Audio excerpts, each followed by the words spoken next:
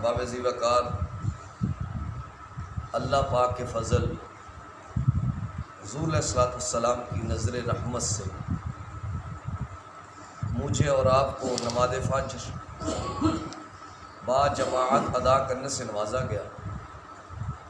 اللہ پاک ہم سب کی حاضری کو درجہ قبولیت عطا فرمائے۔ حدیث پاک کے چوتھے جز پر گفتگو جاری ہے۔ نبی کریم صلی اللہ علیہ وآلہ وسلم نے فرمایا، اگر تم مسلمان بننا چاہتے ہو تو جو چیز اپنے لیے پسند کرتے ہو دوسرے مسلمان بھائی کے لیے بھی وہی پسند کرو، اللہ تمہیں مسلمان بنا دے۔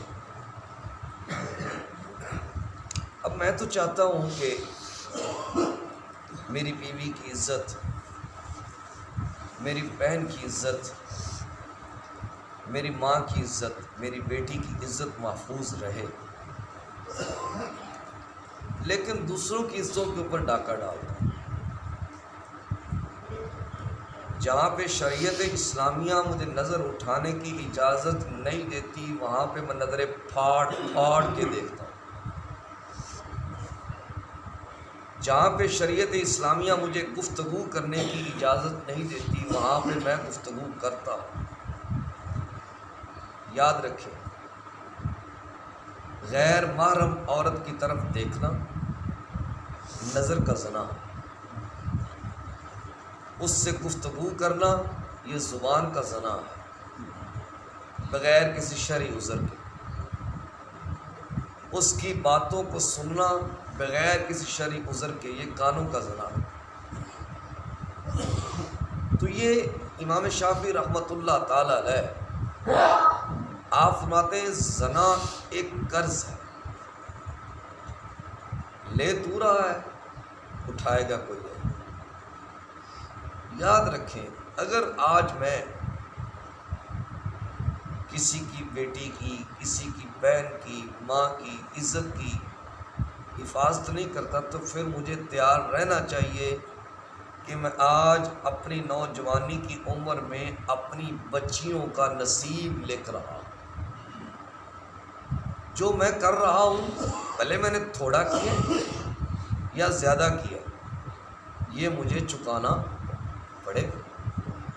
ایک بزرگ تھے، میں نے پہلے بھی بات عرض کی ہے، ان کے گھر فاقہ کشی آ گئی، اللہ اللہ کرنے والے تھے، ہماری طرح گھبرانے والے تو تھے نہیں۔ تو کئی دنوں تک ان کے گھر میں چولہا نہ جلا۔ ان کی بیٹی نے پروگرام بنایا کہ میں جاتی ہوں بازار میں، جا کے اپنا جسم فروش کرتی ہوں، اس سے 4 پیسے ملیں گے، اس سے گھر کا نظام چلا لیں گے۔ 1 دن گئی، 2 دن گئی، 3 دن، 7 دن تک جاتی رہی، اس کی طرف کسی نے نظر اٹھا کے نہیں دیکھا۔ جب 7ویں دن واپس آنے لگی نا، تو جو اس ریاست کا بادشاہ تھا، اس کا وزیر بازار سے گزر رہا تھا، اس نے اس لڑکی کو اپنے گلے سے لگایا اور صرف بوسہ لیا اور چل دیا۔ اب بیٹی بڑی حیران ہے، اس نے آ کے اپنے بابا کو یہ ساری بات سنائی۔ تھوڑا سا یہاں پہ رک کے سوچے، اگر مجھے میری بیٹی آ کے اس طرح کی خبر دے کہ میں 7 دن تک بازار جاتی رہی، اس نیت سے جاتی رہی، پھر میرے ساتھ یہ ہوا، ہم کیا کریں گے؟ اس سوال کا جواب ہے کسی کے پاس؟ ہم کیا کریں گے؟ بولے تو صحیح، ہم تو قتل کرنے تک چلے جاتے ہیں، ایسا ہے کہ نہیں؟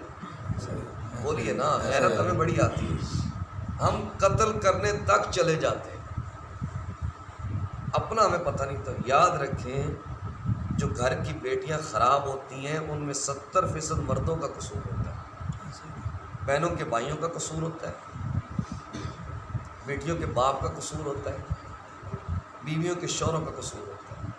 70% مردوں کا قصور ہوتا ہے۔ کیوں؟ وہ قرض اٹھا رہے ہوتے ہیں، اب وہ کسی نہ کسی صورت میں نکلنا تو ہے ہی سے۔ اب جب اس نے اپنے بابا کو یہ بات سنائی تو اس کے بابا آگے سے مسکرانے لگے۔ آگے سے مسکرانے لگے۔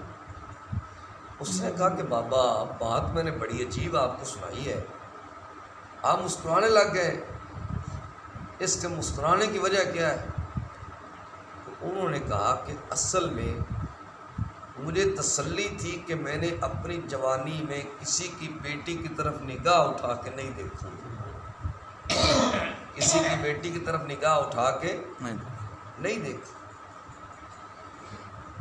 میں نے صرف اپنی زندگی میں ایک لڑکی کو اپنے گلے سے لگایا تھا، اس کا بوسہ لیا تھا، اور مجھے یقین تھا کہ اتنا سا ہونا ہے، مجھے یقین تھا کہ اتنا سا ہونا ہے۔ میرا خیال ہے سمجھانے کے لیے ایک بات ہی کافی ہے، نہ سمجھ آئے تو ہزاروں تقریریں کر لو، نہیں سمجھ آتی۔ حدیث پاک کا اگلا جز ہے، نبی کریم صلی اللہ علیہ وسلم فرماتے ہیں وَلَا تُكْسِرِ الضِّحْكَ فَإِنَّ كَثْرَةَ الضِّحْكِ تُمِيتُ الْقَلْبَ او کما قال صلی اللہ علیہ وآلہ وسلم۔ حدیث کا آخری جز ہے کہ آقا علیہ الصلوۃ والسلام نے فرمایا زیادہ ہنسا نہ کرو، زیادہ ہنسا نہ کرو، زیادہ ہنسنے سے بندے کا دل مردہ ہو جاتا ہے، بندے کو خدا یاد نہیں رہتا، بندے کو رب یاد نہیں رہتا، بندے کو موت یاد نہیں رہتی۔ تو اس لیے ہم اپنی زندگیوں پر توجہ دیں کہ ہم زندگی کس انداز میں گزار رہے ہیں۔ اللہ ہمیں عمل کی توفیق عطا فرمائے۔ کل انشاءاللہ تعالی 29 شعبان المعظم ہے، تو نبی کریم صلی اللہ علیہ وسلم نے جو رمضان مبارک کی آمد سے ایک دن پہلے اپنی امت کو خطبہ عطا فرمایا تھا، کل آپ کے سامنے وہ عرض کر رہا ہوں۔ آقا علیہ الصلوۃ والسلام نے اپنی امت کو کس قدر رمضان المبارک کے بارے میں فضائل بتائے، اس کے انعامات ہیں، اکرامات ہیں۔ اللہ ہمیں رمضان المبارک کا احترام کرنے کی توفیق عطا فرمائے۔ ایک دو باتیں آپ سے اس سے ہٹ کے کرنی ہے۔